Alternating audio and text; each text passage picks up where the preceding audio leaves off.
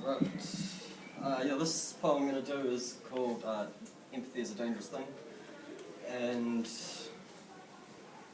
yeah, it's a poem that's close to my heart. I wrote it when I was doing a politics paper at this uni with Anita Lacey, which was about poverty. And yeah, I felt I needed to say something about that. So.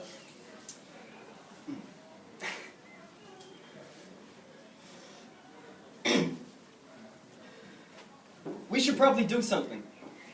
You see, we have this dream and it has been centralized. But me, I've never been one to blindly abide or step aside, especially when we are repeatedly told that that's just the way it is, from now until the end of time.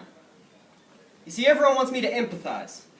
But very few understand that to empathize is to meet the eyes of another's tender life, not to memorize their gender type, but to mentalize the mental ties that make the momentum that tempers time in an attempt to enter minds. Not paying, but giving attention, instead of merely averting mine.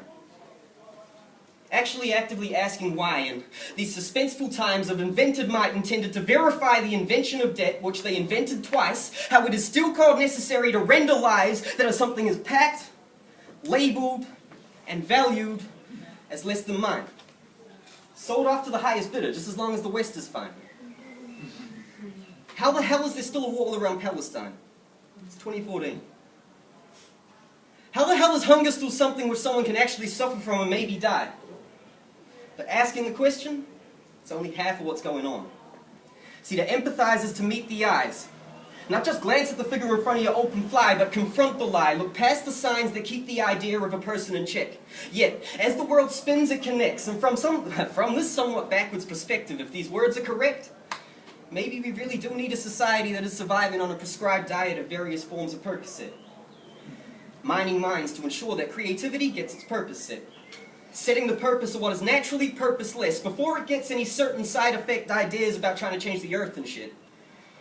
See, what you've learned is what you're worth, but when that learning's kept deliberately at arm's length from the streets of hardship and you're told to wait your turn for it, because the experts don't think the career of a surgeon fits your particular reference, well, that's when human rights endure fights, forced to maneuver a market that says they're only semi-permanent. As if a human being was something you were meant to deserve to live. Fuck that. You're not Nietzsche, and this life is not interpretive. It's the world that is.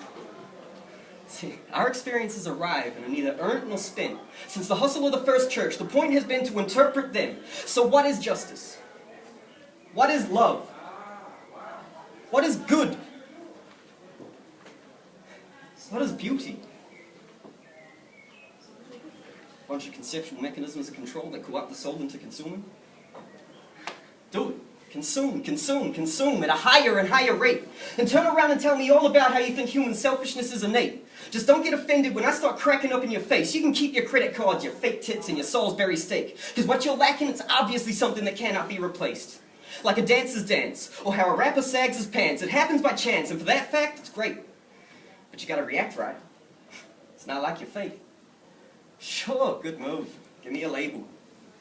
You're one of those radicals, aren't you? Not really sure about them. Aren't they like anti-corporation, anti-innovation, anti-aprons, and anti-men, anti-Pacquiao, anti-choice, anti-freedom, and anti-zen? Sure. To be honest, I believe all that. I'm not bothered. Just above all, I'm anti-them.